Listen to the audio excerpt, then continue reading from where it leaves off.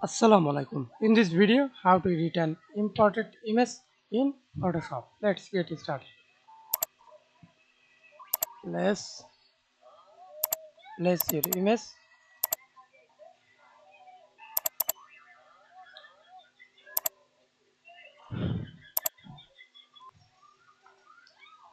Hold Shift, resize,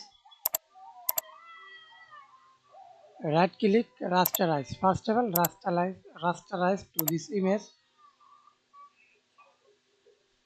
and edit. Right click again, convert to smart object, rasterize. Then change image color. Go to lock this icon. Change only to this image.